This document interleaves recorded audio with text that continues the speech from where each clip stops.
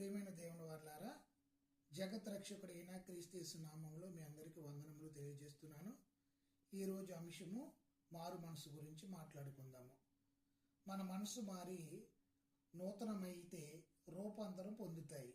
అప్పుడు మనము ప్రతి పరిస్థితి యందు దేవుని ఉత్తమమైన, అనుకూలమైన మరియు సంపూర్ణమైన చిత్తమును తెలుసుకొనగలము.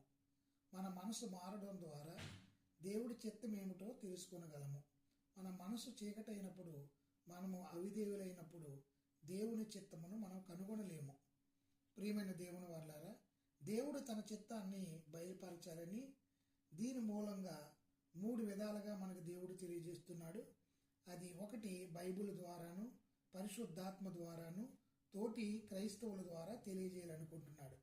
దేవుని చిత్తాన్ని కనుగొనడానికి అవసరమైన రెండో విషయాన్ని మనం ఆలోచిస్తే, మనం చురుకుగా దేవుని చిత్తాన్ని తెలుసుకోవడమే. అది ఎలా తెలుస్తుంది అని మనం ఆలోచిస్తే, మన మనసు మారి నూతనపరచబడి రూపాంతరం చెందాలి. ఇది ముఖ్యమైన మొదటి మెట్టు.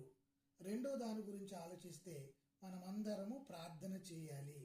మూడవది, మన బైబిల్ను బాగా పఠించాలి లేదా పరిశీలించాలి.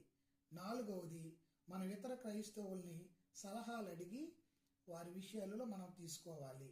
మనం దేవుడి చిత్తమునకు అప్పగించుకుని దాన్ని గైకొనడానికి మనం అందరము అంగీకరించాలి. ఎప్పుడైతే మన నూతన మనసు వస్తుందో అప్పుడు రూపాంతరం చెందుతాము. దేవుడి వాక్యమును మీ అందరి హృదయంలో ప్రలింపజేయును గాక. ఆమేన్.